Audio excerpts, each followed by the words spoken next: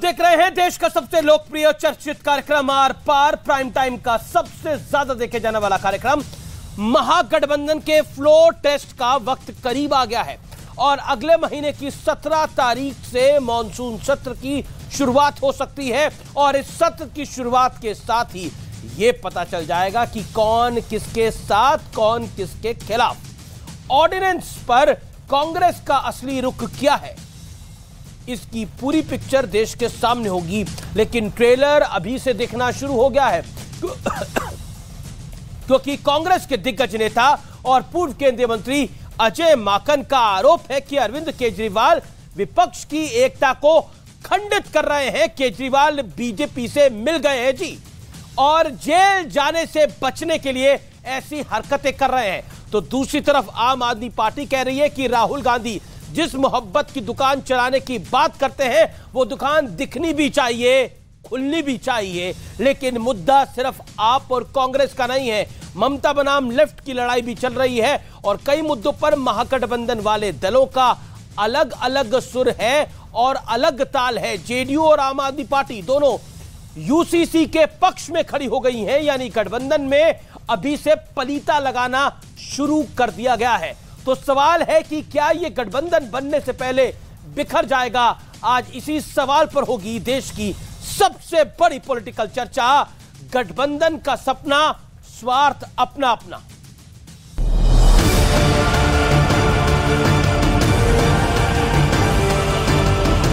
न एक जैसा सुर है, न एक जैसी ताल है, लेकिन गठबंधन की अनोखी चाल है। जुम्मा 4 दिन पहले पटना में एकजुटता दिखाने की नाकाम कोशिश हुई और आज का नजारा आप खुद देख लीजिए कि अरविंद केजरीवाल जी बीजेपी से मिले हुए हैं और जेल नहीं जाना चाहते, अन्यथा वो पूरी तरीके से जेल जाने की उनकी तैयारी हो चुकी है क्योंकि भ्रष्टाचार किया है। कि ये बीजेपी से मिले हुए हैं और ये चाहते हैं कि विपक्ष की एकता खंडित हो जाए, उसके अलावा और कुछ नहीं है। तो उस मोहब्बत की दुकान में वो मोहब्बत किस किस के लिए है ये तो दुकानदार नहीं तय करेगा। अभी आपके पास सत्ता नहीं है, क्या आप अपने अहम में हैं? अगर आपके पास सत्ता आ जाएगी तो आपका अहम कहीं ज्यादा ना बढ़ जाए। विपक्ष की जुगलबंदी पर प्रधानमंत्री मोदी ने भी निशाना साधा। विपक्षी दलों की हरकतों से, उनकी घबराहट से साफ है कि देश की जनता ने 2024 के चुनाव में भाजपा को वापस लाने का मन बना लिया है। तो बड़ा सवाल यही है कि एक मजबूत जोड़ का दावा करने वाली पार्टियां आखिर कितने दिन तक एक दूसरे के साथ टिकेंगी? इसी पर होगी देश की सबसे बड़ी बहस। गठबंधन का सपना, स्वार्थ अपना अपना।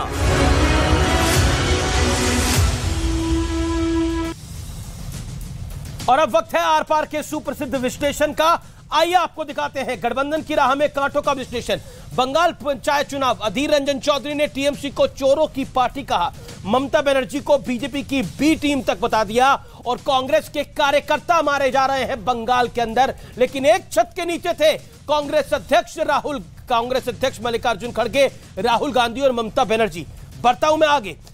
दिल्ली अध्यादेश, दिल्ली ऑर्डिनेंस, आम आदमी पार्टी का आरोप है कि बीजेपी से मिली हुई है कांग्रेस, लेकिन कांग्रेस बोली, अजय माकन बोले कि जेल के डर से बीजेपी से मिले हुए हैं केजरीवाल। जेल जाने का डर है, भ्रष्टाचारी है अरविंद केजरीवाल, इसीलिए बीजेपी से मिलने की कोशिश कर रहे हैं। यह अजय माकन का नया नवेला बयान है। समान नागरिक कानून, जेडीयू और आम आदमी पार्टी यूसीसी के पक्ष में है। कांग्रेस का स्टैंड इस पर क्लियर नहीं है और बाकी सब विरोध में खड़े हुए हैं। अनुच्छेद 370, पीडीपी और नेशनल कॉन्फ्रेंस 370 को वापस लाना चाहते हैं। अनुच्छेद 370 पर केजरीवाल को घेर चुके हैं उमर अब्दुल्ला। उन्होंने कहा कि अरविंद केजरीवाल, आज तुम समर्थन चाहते हो ऑर्डिनेंस का, लेकिन 370 जिस दिन हटाया गया था तुम समर्थन में थे। बढ़ता हूं मैं आगे बड़े सवाल के साथ। क्या गठबंधन की तैयारी पर स्वार्थ भारी है? आज इस बड़े मूल सवाल के साथ इस डिबेट को मैं ओपन करता हूं। मेरे साथ बीजेपी के member of parliament doctor Sudhanshu Trivedi हैं, अलका लांबा है प्रवक्ता कांग्रेस पार्टी की, बड़े दिनों बाद हमारी चर्चा में आई हैं। डॉक्टर अनुराग भदौरिया है प्रवक्ता समाजवादी पार्टी के, आदिल हसन है प्रवक्ता AIMIM के, और प्रियंका कक्कड़ मेरे साथ जुड़ेंगी प्रवक्ता आम आदमी पार्टी की। आप तमाम लोगों का स्वागत है इस चर्चा के अंदर। इस डिबेट को मैं ओपन करता हूं, मैं सीधा रुख आपका करता हूं।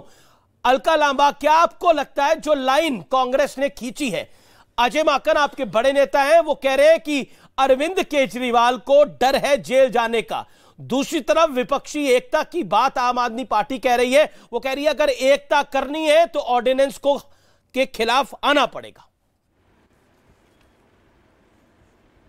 देखिए, अजय माकन जी दिल्ली कांग्रेस के और हमारे बड़े नेता हैं, लेकिन इस पे फैसला ऑर्डिनेंस पे कब और क्या लेना है, इस पे पार्टी के सर्वोच्च नेतृत्व में अभी कोई चर्चा नहीं हुई, क्योंकि उनकी प्राथमिकताओं पर बहुत और सी चीजें हैं। 17 जुलाई से संसद का सत्र बुलाया जा रहा है, स्वाभाविक है उससे पहले बैठकर, लोकतंत्र है पार्टी के अंदर, हमारे जितने राज्यसभा सांसद हैं उनसे भी चर्चा होगी, हमारे सहयोगी दल इस पे क्या राय रखते हैं उसकी भी जानकारी हमें अच्छी तरह है। लेकिन हम आम आदमी पार्टी अगर सोचेगी कि दबाव बनाकर, ब्लैकमेलिंग कर कर अभी और आज ही बताइए, तो ये कांग्रेस में होता नहीं। एक प्रक्रिया है जिसको फॉलो किया जाएगा और समय आने पर ऑर्डिनेंस या दूसरे मामलों में कांग्रेस का क्या स्टैंड है वो पूरी तरह से साफ हो जाएगा।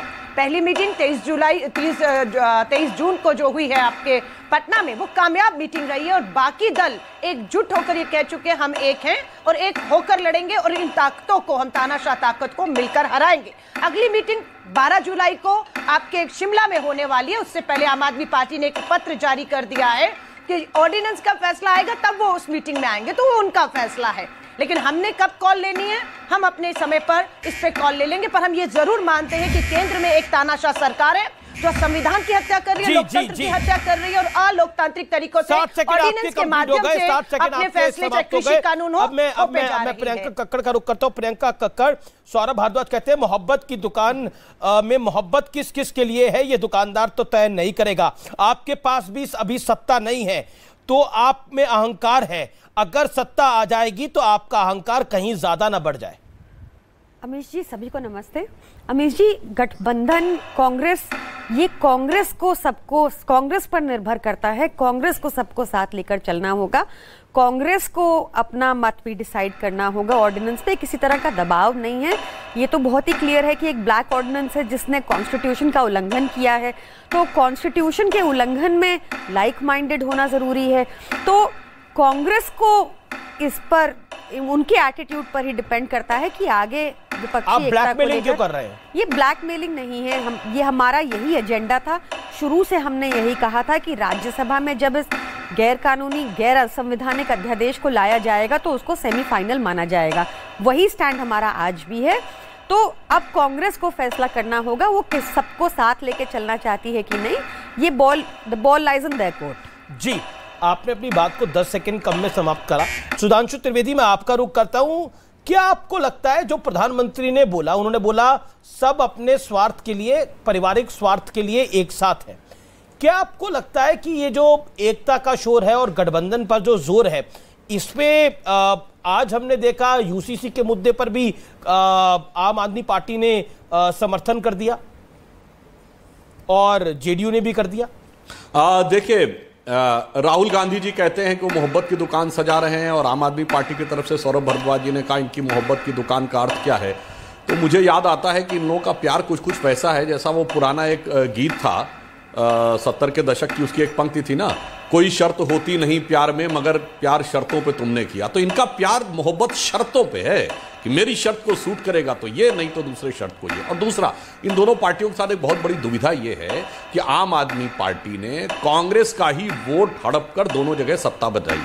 दोनों जगह उसने कांग्रेस को सत्ता से बेदखल किया है, दिल्ली में और पंजाब में, और बहुत बड़ी चोट पहुंचाई है गुजरात में। और आम आदमी पार्टी की वास्तविकता यह है कि 7 सीटें दिल्ली की और 13 सीटें पंजाब की, यानी सिर्फ वो 20 ही सीटों में स्ट्राइकिंग रेंज में है जहां वो जीतने की सोच सकते हैं। उसमें वो कांग्रेस को स्थान नहीं देना चाहेंगे। कांग्रेस का ये मानना होगा कि अगर आप हमको इतनी क्षति पहुंचाए हैं जो गुजरात में दुर्गति से लेके राजस्थान में, तो कैसे हो। तो मुझे लगता है इन दोनों के बीच वो कुछ कुछ मतलब शब्द सा न लिया जाए, साफ छछूंदर वाली गति है। दोनों में से एक को लगता है जिसको छोड़ दिया जाएगा वो कहीं दूसरे को निपटा न दे। जी, कौन निपट रहा है, कौन निपटाना चाह रहा है, और क्या आपको लगता है जो बात आपने अलका लांबा बोली कि आम आदमी पार्टी ब्लैकमेल की बात कर रही है, ब्लैकमेल करके कुछ नहीं करवा सकती, लेकिन आम आदमी पार्टी का स्पष्ट कहना है कि अगर आप साथ नहीं है तो फिर आपके साथ वो हाथ में हाथ नहीं है। अमित जी, मजबूरी तो कांग्रेस, आम आदमी पार्टी का मानना है कि मजबूरी तो आपकी है ना साथ में आना। आज की तारीख में मजबूर आप हैं, किसी की वो भी मजबूत है। ये समय की मांग है। इस देश में जिस तरह से तानाशाह सरकार पिछले 9 साल से चल रही है, ये देश की मांग है कि अगर इस लोकतंत्र को जिंदा रखने के लिए मजबूत एक सत्ता पक्ष चाहिए तो मजबूत विपक्ष भी चाहिए। 370 धारा की बात हो तो कौन सी इन्होंने जो आज दल साथ है उनका साथ दिया 370 पे। पूछना चाहते कृषि कानून जब अध्यादेश से लाए गए तो इसी ने समर्थन किया सबसे पहले। आज कॉमन सिविल कोड जब आ रहा है, अभी राय भी नहीं बनी, इन्होंने अपना स्टैंड स्पष्ट कर दिया है। तो साफ सी बात है कि आप वो काम कर रहे हैं जो इस धर्मनिरपेक्ष महागठबंधन को, जो देश के हितों को देखकर बन रहा है, उसके खिलाफ आप रहे और आज भी आप वही कर रहे हैं। तो इंतजार करना चाहिए था यूसीसी पर, क्या फैसला 22/10 को जो मीटिंग शिमला में होनी है, या आगे हमारा कॉमन मिनिमम प्रोग्राम क्या होगा, हमारी चीजें क्या होंगी, लेकिन आप अपना स्टैंड रखते आए हैं, चाहे पहले हो चाहे बाद में हो, कश्मीर हो, 370 हो, कृषि कानून हो या अभी भी हो। सो ये आपको तय करना है कि तब आप क्या कर रहे थे और आज आप क्या कर रहे हैं। लेकिन हम सब कहेंगे 16 राजनीतिक दल हैं, एक राजनीतिक दल आम आदमी पार्टी माइनस भी होगा, बहुत फर्क नहीं पड़ेगा, क्योंकि 19 में पंजाब और दिल्ली में आम आदमी पार्टी दिल्ली में हारी और तीसरे नंबर पर रही, और पंजाब में 13 में से कांग्रेस को 8 सीटें मिलती हैं और आम आदमी पार्टी 1 सीट मिलती है, वो भी उपचुनाव में वो हार। देखिए, लोकसभा में तो आपकी बड़ी, आपसे बड़ी पार्टी कांग्रेस ही है। ओके, आप अगर आप माइनस भी हो जाते हैं तो आपका फर्क नहीं पड़ता। ये बात संदीप दीक्षित ने भी पहले बोली, अजय माकन ने तो और लाइन को आगे बढ़ाया। आप ऐसा लग रहा है कि आप चाह रहे हैं जाना, वो कह रहे हैं कि अगर आपको आना है तो सशर्त आइए, लेकिन मतलब इससे स्पष्ट कोई क्या बोलेगा, आप माइनस भी होंगे तो कोई फर्क नहीं पड़ता। देखिए, जो कांग्रेस दिल्ली के नेता हैं, कांग्रेस दिल्ली का कोई अस्तित्व नहीं है, तो उनके बयानों का भी कोई मतलब नहीं है, इसलिए वेट करेंगे शीर्ष नेतृत्व के बयानों की। पर अलका लांबा कांग्रेस की राष्ट्रीय प्रवक्ता है। मुझे 2-3 बातें रखने दीजिए। पहली बात, सुधांशु जी को धन्यवाद कि उन्होंने क्लियर कर दिया कि पंजाब, सुधांशु जी ने क्लियर कर दिया कि पंजाब और दिल्ली में भाजपा का कोई अस्तित्व नहीं है, ये क्लियर कर दिया अभी सुधांशु जी ने। दूसरी चीज, जहां तक बात आई 370 के समर्थन की, आपने, मैं बीच में किसी के बीच में नहीं बोली, मैं मुझे बीच में आप रोकिए ना, मॉडरेट कीजिए ना, मैं अपनी बात खत्म कर लूं। मैंने किसी के बीच में नहीं बोला, मैंने बोला क्या मुझे, तो मेरे को बात करने दीजिए। फायदा हुआ है, यही तो हम बार बार कह रहे हैं। नागालैंड में तो हम लड़े भी नहीं, अलका मैम, आप कर्नाटक भी गए, आप हिमाचल भी गए, आप मात्र भाजपा की बी टीम बनकर उनको मदद करने गए, धर्मनिरपेक्ष सेकुलर वोट को बांटने गए। आज भी आप कहते हैं कि हम छत्तीसगढ़ जाएंगे, हम राजस्थान जाएंगे, हमारी अगर ब्लैकमेलिंग हमारे दबाव में नहीं आए। आज हमने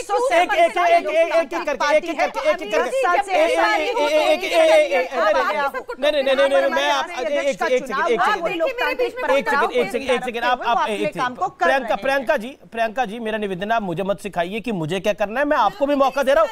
नहीं, मैं आपको भी मौका दे रहा हूँ, वो भी अब सम्मानित प्रवक्ता है, आप भी सम्मानित प्रवक्ता है। मेरा आपसे निवेदन है क्योंकि आपने बोला कि वो दिल्ली के नेता हैं, इसलिए उनकी बात पे अहमियत नहीं देनी चाहिए, तो मैंने क्लैरिफाई किया कि अलका लांबा नेशनल स्पोक्सपर्सन है। That is why just clarify. अब मेरे को प्लीज देखिएगा कि मेरे को बीच में कोई ना टोके। मैं ये कह रही थी, और मनमोहन सिंह ने 370 का समर्थन कब किया था, आपने कांग्रेस पे आरोप लगाया? बिल्कुल आरोप। तारीख बताइए। तारीख हम आपको आर्टिकल ही दिखा देते हैं, 2 सेकंड दीजिएगा, आर्टिकल से कुछ नहीं होता, तारीख बताइए। हाँ, तारीख क्योंकि मेरे ध्यान में नहीं डॉक्टर मनमोहन सिंह का समर्थन क्या होता है। मैं आपको पूरा दिखाऊंगी, कोई बात नहीं, मैं आपको निकाल रही हूँ, आप अपनी बात को रखिए, जब तक मैं निकाल लेती हूँ। आज जो हमने यूसीसी पे समर्थन किया है, हमने किसी पार्टी का समर्थन नहीं किया, हमने कोई अपीजमेंट पॉलिटिक्स के लिए समर्थन नहीं किया।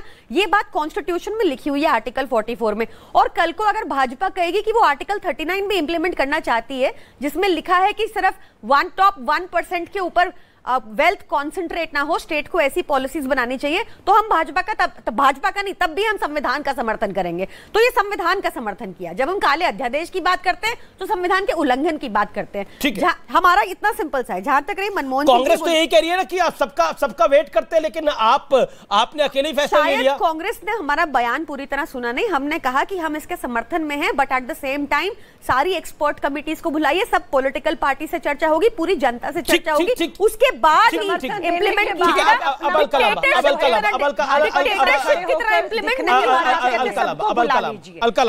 फैसला सुना दिया। अलका लांबा, देखिए, एक इनको कहिएगा, अलका लांबा, आपको भी आम आदमी पार्टी को एडजस्ट करना पड़ेगा, क्योंकि आम आदमी पार्टी का कहना है कि दिल्ली और पंजाब के अंदर आपका सुपड़ा साफ हुआ है, आप वहां मतलब उतनी मजबूती के साथ एग्जिस्ट नहीं करते, दिल्ली में तो एग्जिस्ट ही नहीं करते, इसलिए आपकी बात का वेटेज ही नहीं है।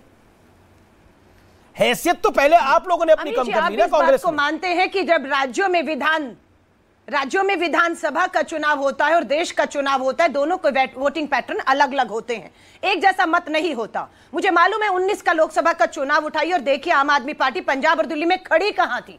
मैंने वही कहा, पंजाब में 13 में से कांग्रेस ने 8 सीटें हासिल की और आम आदमी ने 1, और दिल्ली में कांग्रेस दूसरे नंबर पे थी और आम आदमी पार्टी तीसरे नंबर पे जाकर हार गई थी। लेकिन ये राष्ट्र का चुनाव जब हो रहा है तो बिल्कुल, और ये पोस्टर आम आदमी पार्टी को पूछिएगा 2014 में ऊपर मोदी नीचे केजरीवाल, यानी कि देश के प्रधानमंत्री नरेंद्र मोदी होंगे और दिल्ली में केजरीवाल मुख्यमंत्री होगा। आधिकारिक आम आदमी पार्टी की वेबसाइट पर पोस्टर जारी हुआ था। मैं विधायक थी, ये तब कहां थी मुझे मालूम नहीं, ये इनकार नहीं कर सकती हैं। आज गूगल साथ में जो कर रही हैं, इनको कहिएगा वो पोस्टर भी गूगल कर लें। नहीं, ऊपर मोदी नीचे केजरीवाल, और उसके बाद इन्होंने कृषि कानून, ये तो कह रही है कि मनमोहन सिंह ने भी 370 का साथ दिया था दिल्ली के 18 अक्टूबर 2019 को। वो कह रहे हैं 18 अक्टूबर 2019 को मनमोहन सिंह ने भी 370 का साथ दिया था। अब अलका जी, मुद्दे ये नहीं है ना, जैसे आपने कहा कि मुद्दे आज है महंगाई, मुद्दा आज है तानाशाही, कब क्या था, आज की हकीकत क्या है। आपके स्टैंड लगातार बदलते रहे। जम्मू कश्मीर का पूर्ण राज्य का दर्जा छीना जाता है, राष्ट्रपति शासन लगाया जाता है, केंद्र शासित बनाया जाता है, फिर विरोध किया यूटी बनने पर है और उसको तारीफ तो करती है। बंगाल में तो अधीर रंजन चौधरी भी विरोध कर रहे हैं ममता बनर्जी का। अलका जी, वॉकआउट तो आप भी कर गए मेयर इलेक्शन में, दिल्ली में भी, चंडीगढ़ में भी 1 वोट से भाजपा जीत गई चंडीगढ़ में। और राष्ट्रीय राजनीति को अलग अलग रखकर देखा जाएगा। तो मतलब आप कुर्बानी आम आदमी पार्टी से मांग रहे हैं, आप कह रहे हैं तुम ऑर्डिनेंस कुर्बान कर दो। बिल्कुल लड़ेगी, जब देश के आप आम आदमी पार्टी से कुर्बानी मांग रहे हैं, आप कह रहे हैं ऑर्डिनेंस कुर्बान कर दो तुम। कॉन्स्टिट्यूशन, अमीर जी, आज मुद्दा ऑपोजिशन नहीं है, मुद्दा है कि एक तानाशाह सरकार बैठी है हमारे यहाँ पर, वजह से महंगाई दोनों एक साथ, मुखरता के साथ लोकतंत्र के तहत पार्टी के भीतर और बाहर कांग्रेस के नेता अपनी बात को रख रहे हैं। जिन्हें ये छोटा बता रही है, बोना बता रही है आम आदमी पार्टी की कांग्रेस खत्म होगी, समय आने पर यही कांग्रेस आपको आईना दिखाएगी। घमंड मत रखिए। अगर 15 साल शीला दीक्षित जी की सरकार और मनमोहन सिंह जी की सरकार, अटल जी की, इंदिरा जी की, ये स्वाभाविक लोकतंत्र में बदलाव होता रहा। आप किसी घमंड में रहिए। भाजपा कहती है 50 साल तक हमें कोई हटाएगा नहीं। घमंड आप में आ गया, कर्नाटक जीत के हमारे प्रॉमिसेस और हमारा मैनिफेस्टो और हमारी गारंटी कॉपी करके। एक सेकंड, प्रियंका कक्कड़ को भी बोलने दीजिए। अलका जी, प्रियंका कक्कड़ को 40 सेकंड दीजिए ना बोलने दीजिए। देखिए, कांग्रेस को एक मैच्योर पॉलिटिकल पार्टी की तरफ करना होगा, थोड़ा मैच्योरिटी से काम लीजिए। आपने भी बहुत सारे एलिगेशन के साथ भाजपा का साथ दिया, आप सुनने की क्षमता बढ़ाइए। प्रियंका कक्कड़ अनफेयर हो रहा है, अनफेयर हो रहा है सुधांशु त्रिवेदी के साथ भी, अनफेयर हो रहा है अनुराग भदौरिया के साथ भी। प्रियंका कक्कड़ 30 सेकंड, आपका जवाब 30 सेकंड। अनुराग की ऑडियो डाउन रखिए। देखिए, इस टाइम जरूरत है कि एक मैच्योरिटी से काम लिया जाए। अगर बड़ा दानव इस टाइम पे एक तानाशाह के रूप में खड़ा है, जो कॉन्स्टिट्यूशन तानाशाह के रूप में खड़ा है, ट्रैम्पल अपॉन कर रहा है, जिससे बड़ा दानव तानाशाह के रूप में खड़ा है कौन? किसान त्रस्त है, जिससे कौन बड़ा दानव तानाशाह के रूप में खड़ा है? कौन? आप स्मार्ट है बहुत अमीश जी, बिना नाम लिए आप समझ गए हैं। आप जो जिससे महंगाई से त्रस्त है लोग, जिससे अनएम्प्लॉयमेंट से त्रस्त है, 18 crore Sudhanshu Trivedi, then Anurag Bhadauria. Okay, then Sudhanshu Trivedi, okay, Sudhanshu Trivedi, Sudhanshu Trivedi audio down. अब मेरे को लगता है कि सुधांशु त्रिवेदी ने पेशेंटली 16 मिनट वेट करा है। बोलिए। देखिए, मैं कह रहा हूं इतनी देर से हमने देखा कि ये मोहब्बत की दुकान में एक दूसरे के लिए नफरत के कितने सामान धरे हुए हैं, और उस सामान को लेके ऐसा घमासान था अमीश जी कि दो बल्लेबाज जो विपक्ष वाले हैं वो तो 12th मैन की तरह अभी तक पेविलियन में बैठे मैच देख ही रहे हैं, वो तो अभी इनिंग्स पे बैटिंग करने के लिए आए नहीं। मगर मुझे एक बात को लेकर बहुत घोर आपत्ति है कि प्रियंका जी ने इस प्रकार के जो आपत्तिजनक शब्दों का प्रयोग किया, इन्हें स्पष्ट करना चाहिए कि इसका मीनिंग क्या है। इस प्रकार के आपत्तिजनक शब्दों का प्रयोग इन्हें स्पष्ट करना चाहिए कि इन्होंने क्या कहने का प्रयास किया, कौन दानव है और कौन ये है। इस प्रकार की बात करना मेरे विचार से पुनः दर्शा रहा है कि आम आदमी पार्टी राजनीति की नई राजनीति तथा कथित नई निम्नता की तरफ दिखाई पड़ रही है। नहीं, पर आपने जो शब्दों का इस्तेमाल किया, दानव और तानाशाह, इस तरह के शब्दों का इस्तेमाल तो कांग्रेस पार्टी जो कि मेन विपक्षी दल है वो नहीं करती। दानव है महंगाई। नहीं, पर आपने क्या बोला? आप जैसे भी इंटरप्रेट करना चाहे इंटरप्रेट नहीं कर रहा, आपको पता है आपने क्या बोला। करना कर लीजिए। जब 35 रुपए का पेट्रोल कहा था और नहीं मिला, पेट्रोल की बात नहीं थी, ये पेट्रोल की बात नहीं थी। जब एमएसपी प्रॉमिस किया था और किसानों पे डंडे बरस रहे हैं, जब स्टूडेंट्स अनएम्प्लॉयमेंट के चक्कर में सुसाइड कर रहे हैं, ये सब दानव रूपी इकट्ठा हो चुका है। ठीक है, ओके। सुधांशु त्रिवेदी। देखिए, हम सिर्फ स्पष्ट यह बताना चाहते हैं कि आपके सामने एकदम साफ हो गया, दूध का दूध, पानी का पानी। न किसी के पास कोई एजेंडा है, न किसी के पास कोई योजना है। मोदी जी के प्रति नफरत में और अपने अपने गुनाहों को छिपाने की फितरत में दोनों एक दूसरे के साथ हैं, और जितनी नफरत मोदी जी के लिए है, हकीकत में उतनी ही एक दूसरे के लिए भी है। बस केवल गुनाहों को छुपाने के लिए जैसे कई गुनहगार एक हो जाते हैं, जब उन्हें लगता है कि पुलिस कोर्ट या कचहरी से उनके लिए समस्या आ सकती है, तो ठीक वही स्थिति करते हैं वो मणिपुर। ठीक है, अनुराग भदौरिया वेटिंग फॉर लॉन्ग। अनुराग भदौरिया, प्रधानमंत्री ने बोला अगर लालू यादव के परिवार का भला करना है तो आरजेडी को वोट करिए, अगर अखिलेश यादव, मुलायम सिंह यादव, स्वर्गीय मुलायम सिंह यादव के परिवार का भला करना है तो सपा को वोट करिए, अगर देश का भला करना है तो बीजेपी को वोट करिए। जवाब क्या है आपका? देखिए, मैं आपके जवाब का बात का जवाब दे रहा हूं, उसके पहले बस 30 सेकंड कह दूं। अपने दोनों आपने ये नहीं बोला, हमारे प्रवक्ता साथी बैठे हैं, आपके जवाब का सवाल दूंगा। आप लोग आपस में जो बातें कर, नहीं मैं दे रहा हूं। ये हमारे दोनों प्रवक्ता साथी बैठी हैं, हमारे आम आदमी पार्टी, कांग्रेस को, ये आप आपस को में आपको लड़ाया जा रहा है। सुधांशु जी देखो कैसे मुस्कुरा रहे हैं ऐसे बैठ के। हा क्या बात है, हा क्या बात है, मजा आ गया। देखिए विपक्ष लड़ रहा है, देखिए विपक्ष लड़ रहा है, और देखिए अभी बल्लेबाज आए नहीं है, कोई पेवेलियन में बैठा है, कोई ग्राउंड में उतर गया है। क्या है भैया? अरे भैया, आपको जनता के लिए चुना था कि आपको बल्लेबाजी के लिए चुना था कि भाई कौन बल्लेबाज आया, कौन बल्लेबाज नहीं आया, कौन वेटिंग में है, कौन ग्राउंड में है। ये ऐसा मौका इनको मत दीजिए, मौके की तलाश में तो बैठे हैं। एक शब्द कहां बोल रहे हैं अभी तक? आपने महंगाई डाइन खाए जाते हैं, क्या बोला इन्होंने? सब महंगाई के नाम पे खा गए, मणिपुर के नाम पे देखो चुपचाप बैठ गए। तो ये नहीं बोलेंगे महंगाई बेरोजगारी में, किसानों के ऊपर नहीं बोलेंगे। इसलिए आप लोग अपने मकसद को क्लियर रखिए। सुनिए, आप अपनी मोहब्बत की दुकान दिखा रहे हैं अनुराग जी। नहीं, मैं अपनी बात कह लूं। मैंने कहा कि देखिए, भारतीय जनता पार्टी कमाल की है, हमसे कहती है परिवारवाद, और खुद परिवारवाद में पूरी चाशनी की तरह लिप्त है। यहां बैठे हैं, राजनाथ सिंह जी के बेटे क्या हैं? विधायक हैं, और पिताजी क्या है? Defence minister. अनुराग ठाकुर के पिताजी भी क्या थे? Chief minister. बेटा भी मिनिस्टर। देखिए, प्रवेश वर्मा के पिताजी चीफ मिनिस्टर, बेटा एमपी। क्या कोई मिला नहीं था क्या? प्रवेश वर्मा जी मिले थे, अनुराग ठाकुर ही मिले थे, पूरी सिंधिया फैमिली ले आए आप। उससे पेट नहीं भरा आपका, तो आपने क्या किया? आपने शिवसेना के साथ सरकार बनाई है, जहां शिवसेना के साथ आप सरकार बनाए बैठे, उसका बेटा भी एमपी है, और जिनके साथ आप चौटाला फैमिली के साथ सरकार बनाए बैठे वो भी परिवारवाद में। और आप जब आपको जब परिवारवाद दिखाई नहीं देता, जब अकाली दल के साथ सरकार बनाते हैं तो परिवारवाद कहां चला जाता है? उद्धव ठाकरे और आदित्य ठाकरे तो आपके गठबंधन का हिस्सा है। अब कहां चला जाता है? उद्धव ठाकरे और आदित्य ठाकरे तो आपके गठबंधन का हिस्सा है। अब नहीं, लोक जनशक्ति पिताजी और बेटा जी जाते तो अपना परिवारवाद कहां चला जाता है? ठीक है, जवाब सुधांशु का जवाब, सुधांशु का जवाब, सुधांशु का जवाब, वहां परिवारवाद, सुधांशु का जवाब, सुधांशु का जवाब, सुधांशु वहां परिवारवाद, इसके मतलब आप जनता के मुद्दों पर बात नहीं करना चाहते। सुधांशु, देखिए, अभी आप पीछे का अगर सीन देखेंगे तो जब प्रियंका जी और अलका जी में बातचीत हो रही थी तो सबसे बेचैन जो थे वो यही नजर आ रहे थे अनुराग जी, बोलने की कोशिश कर रहे थे, अब अचानक ये बोलने लगे। कोई बात नहीं, तो मैं इनको याद दिलाना चाहता हूं, जब हमने शिवसेना से गठबंधन किया था 1990 में, तब कोई दूर दूर तक परिवारवाद नहीं था, बल्कि स्वर्गीय बाला साहब ठाकरे जी ने कहा था मेरे परिवार का कोई व्यक्ति कभी पद नहीं धारण करेगा सरकार में। ठीक है, जब आए जो परिवारवाद में आए दूर होते गए।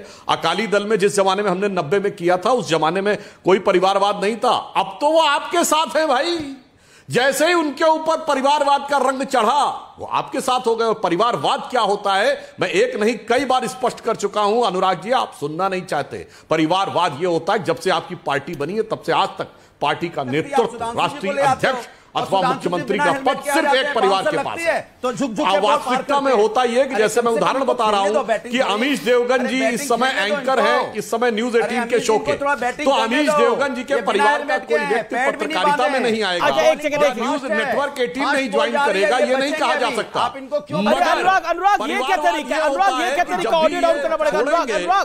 अनुराग आपने लगभग 2.5-3 मिनट बोला, आपकी बात को सुना गया। ओके, हिलने डुलने लगते हैं, गिरने पड़ने लगते हैं क्या भैया? अरे ये तो बैटिंग और बॉलिंग की एक्टिंग कर रहे हैं बकायदा, ये दिखा रहे। जी ओके। असंतुलित मतलब ये देखिए अमीश जी, अनेक प्रकार की शैलियों की आपने डिबेट देखी होगी, मगर अनुराग जी के साथ एक अलग आनंद आता है।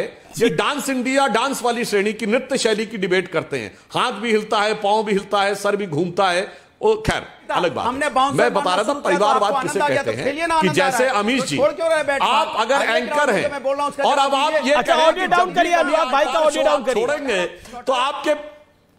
ओके सुधांशु बोलिए, आप 30 सेकंड सुधांशु कर रहे हैं। मैं स्पष्ट करना चाहता हूं कि देखिए बस 30 सेकंड नहीं 20 सेकंड में परिवारवाद क्या होता मैं स्पष्ट कर दूं।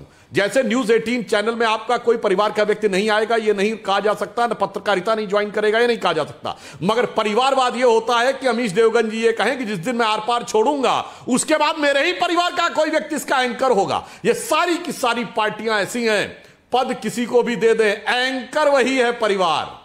कांग्रेस ने खड़गे जी को बना दिए, चाहे प्रधानमंत्री मनमोहन सिंह जी को बना दे, एंकर गांधी परिवार ही है, इनके यहां एंकर वही है। तो 25 वर्ष के बाद अमृतकाल में प्रधानमंत्री जी ये सोच रहे हैं कि देश कहां खड़ा होगा। ये लोग पार्टियां सिर्फ ये सोच रही है हमार बिटवा, हमार बिटिया, ज्यादा से ज्यादा हमार भतीजा कहां पर खड़ा होगा, बेटे बेटी तक तो सब सीमित नहीं रहा, तो पोते पोती और नाते नातिन तक आ गया मामला। सिर्फ बेटे बेटी तक सब मामला सीमित नहीं है, अब तो पोता पोती नाते नातिन तक मामला पहुंच गया है। लेकिन अनुराग भदौरिया आपने एक बात बोली, आपने बोला देखिए परिवारवाद की चाशनी में बीजेपी डूबी हुई है, लेकिन अब आप मुझे बताइए, आप खुद शीशे के मकान में रह रहे हैं, शीशे की बिल्डिंग में रह रहे हैं और दूसरों पे पत्थर मार रहे हैं। अब आप खुद बताइए, आपके पूरे मकान के अंदर आप बताइए, अध्यक्ष बने पहले मुलायम सिंह यादव, उसके बाद अखिलेश यादव, क्या आपको लगता नहीं है कि परिवारवाद की यही प्रकाष्ठा होती है? मोतीलाल नेहरू से लेकर पंडित नेहरू तक, पंडित नेहरू से इंदिरा गांधी तक, इंदिरा गांधी से राजीव गांधी तक,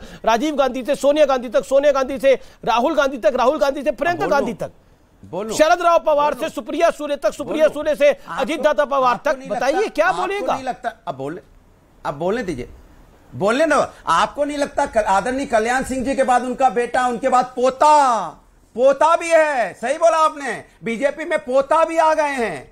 अब पोतों के साथ भी नहीं सरकार बना रहे हैं। चौटाला परिवार पोतों के साथ सरकार बनाई है इन्होंने। अब ये भूल गए। और अभी ये लंबी लंबी बता रहे थे, क्या परिवारवाद आपको अकाली दल में नहीं दिखा जब सत्ता की चाशनी चाटने गए थे? पीडीपी में नहीं देखा था चाशनी चाटने चले जाते हो? जब शिवसेना के साथ शिंदे गुट के साथ सरकार बनाए बैठे हो, चाशनी जो चाटने जाते हो तब आपको नहीं दिखाई पड़ती? सत्ता चाहिए आपको, सत्ता की चाशनी चाहिए, तो उसमें चाहे कुछ भी लिप्त हो तब आप सब भूल जाते हो। लेकिन जब दूसरों की बात आएगी तो बेटा अध्यक्ष नहीं होगा, क्या बेटे का बेटा नहीं होगा? अरे क्या भैया राजनाथ सिंह डिफेंस मिनिस्टर है, क्या उनको एमएलए बनने के लिए उनका बेटा ही था? क्या वहां पे कोई नोएडा में और कोई बीजेपी का कार्यकर्ता नहीं था? आपने कितने बड़े नेता का टिकट काट के दिया था, तब आपको बीजेपी का कोई नेता नहीं मिला था? कमाल की बात करते हैं आप भी। लेकिन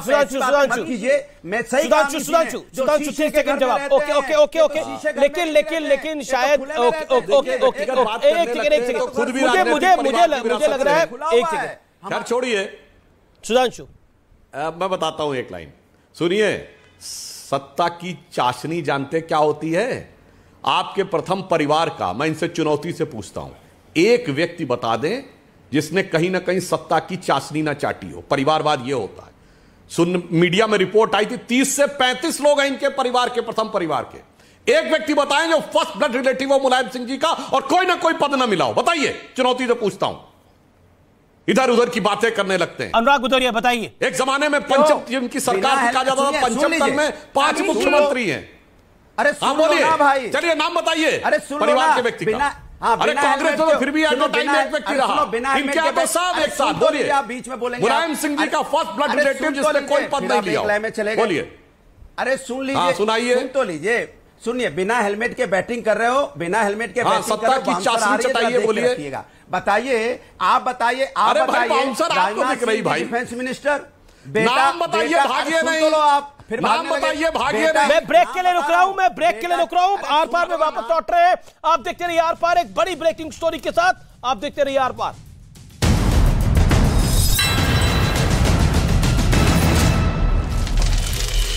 पश्चिमी देशों को नहीं छोड़ा और उन्होंने इसे उनकी साजिश बता दिया। इसके साथ ही उन्होंने पश्चिमी देशों को इसका अंजाम भुगतने की चेतावनी भी दे दी और साथ ही ये आरोप लगाया कि पश्चिमी देश इस फिराक में थे कि रूस के लोग एक दूसरे को मार डालें। पुतिन के मुताबिक पश्चिमी देशों ने ही वैगनर ग्रुप के बहाने रूस को तबाह करने की बड़ी साजिश रची थी, लेकिन उनकी सेना ने 24 घंटे के भीतर ही इस विद्रोह को खत्म करके उनकी चाल को नाकाम कर दिया। पुतिन यही नहीं रुके, उन्होंने पश्चिमी देशों से इसका बदला लेने की धमकी भी दी। वहीं रूस के मीडिया के मुताबिक वैगनर ग्रुप के मुखिया येवगेनी प्रिगोजिन ने पुतिन के खिलाफ बगावत के फैसले का बचाव किया। दावा है कि येवगेनी प्रिगोजिन तख्ता पलट करने के मकसद से नहीं बल्कि अपनी आर्मी को खत्म होने से बचाने के लिए मॉस्को कूच कर रहे थे। हालांकि पुतिन के इस आरोप को नकारने में पश्चिमी देशों ने वक्त नहीं लगाया और अमेरिकी मीडिया ने दावा किया कि अमेरिका समेत नेटो ने वैगनर की बगावत में हाथ होने से इनकार कर दिया। इससे पहले रूस ने वैगनर ग्रुप के विद्रोह के लिए नेटो को जिम्मेदार ठहराया था और आरोप लगाया था कि इस साजिश में अमेरिका समेत नेटो के कई देश शामिल थे। यही नहीं, एक दिन पहले अमेरिकी अखबार द न्यूयॉर्क टाइम्स ने भी दावा किया कि रूस में वैगनर ग्रुप के विद्रोह की जानकारी अमेरिका को पहले से ही थी। लेकिन इस खबर के अगले ही दिन अमेरिकी मीडिया ने यह दावा किया कि अमेरिका और नेटो का इसमें कोई हाथ नहीं था। यही नहीं, खबर है कि बाइडेन ने यूरोप के देशों को यह निर्देश भी दिया कि वो पुतिन के आरोपों पर कोई जवाब न दें, क्योंकि पुतिन ने यह आरोप लगाया कि वैगनर ग्रुप को पश्चिमी देशों ने ही भड़काया था। अमेरिकी मीडिया के मुताबिक जंग में हथियार न मिलने और अपने लड़ाकों के लगातार मारे जाने से वैगनर ग्रुप बहुत पहले से ही रूसी सेना और पुतिन से नाराज था और ये बगावत उसी नाराजगी की वजह से थी। इस बीच यूरोप के देश चेक रिपब्लिक की राजधानी प्राग से हैरान कर देने वाला वीडियो सामने आया। वहां के लोग उस वक्त दंग रह गए जब आसमान में रहस्यमयी आग के गोले जैसा कुछ नजर आने लगा, जिसकी कई वीडियो सोशल मीडिया पर वायरल हो गए, जिसमें रात के अंधेरे में आसमान में चमकती हुई चीज दिखाई दी, जिससे लोगों में दहशत का माहौल बन गया। पश्चिमी मीडिया के मुताबिक ये रहस्यमयी आग का गोला लगातार तेजी से नीचे की ओर बढ़ता दिखा और अचानक गायब हो गया। वहीं वैज्ञानिकों ने दावा किया कि वो एक उल्का पिंड हो सकता है। लेकिन अमेरिकी न्यूज चैनल CNN ने दावा किया कि वैगनर चीफ के प्लान की पूरी खबर अमेरिका को पहले से थी और फिर भी वो तमाशबीन बना रहा। दावा है कि अमेरिका को पहले से जानकारी थी कि येवगेनी प्रिगोजिन रूस में कुछ बड़ा करने वाले हैं, लेकिन इसके बावजूद वो शांत रहा। अमेरिकी न्यूज चैनल CNN के मुताबिक अमेरिका को पुतिन की प्राइवेट आर्मी वैगनर ग्रुप के मुखिया येवगेनी प्रिगोजिन के प्लान की पूरी जानकारी पहले से थी। मतलब अमेरिका को यह बात पता थी कि वैगनर ग्रुप के लड़ाके मॉस्को कूच करने वाले हैं, जिसकी वजह से रूस में गृह युद्ध छिड़ने की पूरी आशंका थी। दावा है कि अमेरिका ने यह बात ब्रिटेन समेत अपने सबसे करीबी दोस्तों को बताई, लेकिन उन्हें भी ये निर्देश दिया कि वो चुप्पी साधे रखें और रूस में होने वाले तमाशे को देखते रहें। खबर है कि अमेरिका ये बात अच्छी तरह से जानता था कि अगर उसने पुतिन को इसकी जानकारी दी तो वो उस पर तख्ता पलट करने का आरोप लगा देंगे, जिससे दोनों देशों के बीच माहौल और बिगड़ जाएगा। उधर पश्चिमी मीडिया ने दावा किया कि रूस के खिलाफ विद्रोह करने वाले वैगनर ग्रुप के चीफ येवगेनी प्रिगोजिन बेलारूस में है, लेकिन वो बेलारूस में कहां है इस पर सस्पेंस कायम है। इससे पहले रूस की सरकार के साथ हुए समझौते के तहत येवगेनी प्रिगोजिन के बेलारूस जाने की खबर सामने आई थी, लेकिन जब 3 दिन बाद भी उनका कोई पता नहीं चला तब रूस के साथ साथ कई देशों की धड़कनें बढ़ गईं, क्योंकि येवगेनी प्रिगोजिन की लोकेशन न मिलने पर यह माना जा रहा है कि उनके दिमाग में कुछ और ही खिचड़ी पक रही है, इसीलिए वो समझौते के मुताबिक बेलारूस नहीं पहुंचे। वहीं पश्चिमी मीडिया का दावा है कि येवगेनी प्रिगोजिन बेलारूस में ही मौजूद है, लेकिन वो बेलारूस में कहां है ये किसी को नहीं पता। इस बीच वैगनर ग्रुप के चीफ ने एक ऑडियो जारी कर रूस के खिलाफ विद्रोह में अपने 30 लड़ाकों के मारे जाने का आरोप लगाया। हालांकि इस दौरान उन्होंने अपनी लोकेशन के बारे में कोई जानकारी नहीं दी। उत्तर प्रदेश के बरेली का एक वायरल वीडियो सामने आया, जिसमें एक आदमी बीच सड़क पर मोटरसाइकिल पर स्टंट करता दिखा है। वीडियो सामने आने के बाद पुलिस ने जांच के आदेश दे दिए और जो वीडियो सामने आया वो बरेली बदायूं हाईवे का बताया गया, जिसमें मोटरसाइकिल पर बैठा आदमी बीच सड़क पर स्टंट करता रहा। कभी वो मोटरसाइकिल पर बैठ जाता तो कभी खड़ा हो जाता, कभी मोटरसाइकिल की दाएं की तरफ खड़ा हो जाता तो कभी बाएं तरफ चला जाता। बताया गया कि वो बस के आगे 15 मिनट तक यूं ही करतब दिखाता रहा, जिसका वीडियो बस में बैठे एक आदमी ने बना लिया और उसे सोशल मीडिया पर डाल दिया। वीडियो वायरल होने के बाद पुलिस ने जांच के आदेश दिए। इधर खराब मौसम की वजह से पश्चिम बंगाल के मुख्यमंत्री ममता बनर्जी के हेलीकॉप्टर की इमरजेंसी लैंडिंग कराई गई। इस दौरान उनकी पीठ और पैर में चोट लगने की भी खबर है। क्योंकि खराब मौसम की वजह से ममता बनर्जी के हेलीकॉप्टर की इमरजेंसी लैंडिंग करानी पड़ी, लेकिन हेलीकॉप्टर को उतारने के दौरान उनकी पीठ और पैर में चोट लग गई। हालांकि किसी तरह पायलट ने हेलीकॉप्टर को सुरक्षित तरीके से जमीन पर उतार लिया। She has landed on an emergency landing basis in a Salugada airport. ये घटना उस वक्त हुई जब ममता बनर्जी जलपाईगुड़ी में एक चुनावी रैली को संबोधित करके बागडोगरा लौट रही थी। तभी उनका हेलीकॉप्टर खराब मौसम में फंस गया। हालात इस कदर बिगड़ गए कि पायलट को हेलीकॉप्टर को हर हाल में उतारने का फैसला करना पड़ा। लेकिन ममता बनर्जी को हेलीकॉप्टर की इमरजेंसी लैंडिंग कराने के दौरान लगी चोट के बाद पश्चिम बंगाल का राजनीतिक पारा चढ़ गया, क्योंकि बीजेपी नेता सुकांत मजूमदार ने उनकी चोट पर सवाल उठाते हुए यह पूछ लिया कि आखिर हर चुनाव से पहले ही उन्हें चोट क्यों लगती है। और उनके इस बयान के बाद पश्चिम बंगाल में सियासी बवाल शुरू हो गया, क्योंकि बीजेपी नेता सुकांत मजूमदार ने ममता बनर्जी के चोट लगने की घटना को एक सोची समझी रणनीति करार दिया। साथ ही उन्होंने सवाल उठाया कि चुनाव से पहले ही मुख्यमंत्री को चोट क्यों लगती है। यही नहीं, मजूमदार ने ममता बनर्जी को यात्रा के दौरान सावधानी बरतने की भी नसीहत दी। और बार बार इलेक्शन के सामने उनके पैर में चोट आ रहा है, ये बहुत चिंताजनक बात है। इससे पहले पश्चिम बंगाल में विधानसभा चुनाव से पहले भी ममता बनर्जी को पैर में चोट लग गई थी। उसी दौरान ममता बनर्जी ने एक रैली में बीजेपी को हराने के लिए खेला होबे का नारा तक दिया था। उधर पश्चिम बंगाल के मुर्शिदाबाद में टीएमसी सांसद अभिषेक बनर्जी की सभा से पहले गोलीबारी हो गई, जिसमें टीएमसी के 4 कार्यकर्ता घायल हो गए। आरोप है कि पंचायत चुनाव के लिए प्रचार के दौरान सीपीएम के समर्थकों ने हमला कर दिया, जिसमें टीएमसी के 4 कार्यकर्ताओं को गोली लग गई, जिसके बाद आनंद फानन में उन्हें इलाज के लिए अस्पताल ले जाया गया। बाद में टीएमसी ने आरोप लगाया कि चुनाव प्रचार के दौरान सीपीएम के कुछ समर्थक उनसे भिड़ गए, जिसके बाद बात इतनी बिगड़ गई कि वहां गोलीबारी शुरू हो गई। खबर है कि दोनों पक्षों ने एक दूसरे पर फायरिंग की। ये पूरा बवाल टीएमसी सांसद अभिषेक बनर्जी की सभा से कुछ देर पहले हुआ। अभिषेक बनर्जी वहां पंचायत चुनाव के लिए पार्टी का प्रचार करने जाने वाले थे, लेकिन इस हंगामे की वजह से उनकी सभा रद्द कर दी गई। बिहार के गोपालगंज से वीडियो सामने आया, जिसमें एक आदमी शादी में देसी कट्टा लहराता दिखा, जिसके बाद पुलिस ने आरोपी को गिरफ्तार कर लिया। और जो वीडियो सामने आया उसमें एक लड़की शादी के कार्यक्रम में डांस करती दिखी और एक आदमी इस कार्यक्रम में देसी कट्टा लहराता दिखा। यही नहीं, वो देसी कट्टे में पैसे चिपकाकर लड़की को पैसे देता भी दिखा। वीडियो के वायरल होने के बाद पुलिस ने एक्शन लिया और आरोपी को देसी कट्टे के साथ गिरफ्तार कर लिया। एक व्यक्ति सुजीत कुमार अरेस्ट किया गया है। बताया गया कि आरोपी ने पुलिस के सामने शादी कार्यक्रम में देसी कट्टा लहराने की बात को कबूल लिया था। पश्चिम बंगाल के कूच बिहार जिले में टीएमसी और बीजेपी के बीच हुई हिंसक झड़प में टीएमसी के एक कार्यकर्ता की गोली लगने से मौत हो गई। हिंसा 8 जुलाई को होने वाले पंचायत चुनाव के प्रचार के दौरान हुई, जिसमें टीएमसी के 5 कार्यकर्ता घायल भी हुए, जिन्हें तुरंत अस्पताल में भर्ती कराया गया। चुनाव प्रचार के दौरान हिंसा की खबर मिलते ही अस्पताल के बाहर टीएमसी के कई कार्यकर्ता इकट्ठा हो गए। उन्होंने इस झड़प के लिए बीजेपी को जिम्मेदार ठहराया। ये घटना पश्चिम बंगाल के कूच बिहार जिले के दिनहाटा इलाके में हुई, जो बांग्लादेश सीमा के नजदीक है, जिसके बाद बीजेपी ने आरोप लगाया कि हमलावर बांग्लादेश से आए थे, जिन्होंने पंचायत चुनाव के लिए प्रचार के दौरान फायरिंग कर माहौल बिगाड़ने की कोशिश की। बिहार के गया में एक्साइज विभाग के एक अधिकारी पर रिश्वत लेने का बड़ा आरोप लग गया। इसका एक वीडियो भी सोशल मीडिया पर वायरल हुआ, जिसमें दावा किया गया कि उस अधिकारी का ड्राइवर शराब माफिया से 1 लाख रुपए लेता नजर आया। और इस वायरल वीडियो के सामने आने पर आरोप लगा कि बिहार के गया में एक्साइज विभाग के एक अधिकारी ने अपने ड्राइवर के जरिए रिश्वत ली। वीडियो में शराब माफिया से 1 लाख रुपए लेने वाला आदमी एक्साइज विभाग के उस अधिकारी का निजी ड्राइवर बताया गया, जिसने जब्त की गई शराब से भरी गाड़ी को छोड़ने के लिए शराब माफिया से 1 लाख रुपए लिए। वहीं वीडियो के सामने आने पर एक्साइज विभाग में खलबली मच गई। ड्राइवर तो खैर क्लियर ले ही रहा है, लेकिन जांच रिपोर्ट में और भी बहुत सारे बिंदु हैं जिसमें जांच करना है। जांच के बाद हम लोग उस पर कार्रवाई करेंगे। जिसके बाद एक्साइज विभाग ने जांच के आदेश दे दिए और आरोपी अधिकारी को निलंबित कर दिया गया। साथ ही उनके ड्राइवर को ड्यूटी से हटा दिया गया। इधर अयोध्या में राम की पैड़ी पर एक लड़की का डांस वीडियो वायरल होने के बाद विवाद भड़क गया। संत समाज ने प्रशासन से धार्मिक स्थानों पर ऐसे वीडियो बनाए जाने से भावनाएं आहत होने का आरोप लगाया। सोशल मीडिया पर राम की पैड़ी पर बनाए गए कई वीडियो वायरल हैं, जिसमें एक वीडियो में काले रंग के कपड़े पहने एक लड़की फिल्मी गाने पर अयोध्या में राम की पैड़ी पर सरयू नदी में वीडियो बनाती नजर आई। इसके अलावा भी एक वीडियो में एक आदमी सरयू नदी में मोटरसाइकिल चलाता नजर आया। इस तरह के वीडियो को संतों ने धार्मिक भावनाओं को आहत करने वाला बताया और चेतावनी देते हुए प्रशासन पर भी गंभीर आरोप लगाए। अयोध्या की आस्था और सनातन धर्म की आस्था से प्रशासन के लोग खिलवाड़ करने की कोशिश न करें। अयोध्या के संत समाज ने आरोप लगाया कि प्रशासन ऐसे मामलों की अनदेखी कर रहा है, जिससे लोग धार्मिक स्थानों को पिकनिक स्पॉट बना रहे हैं।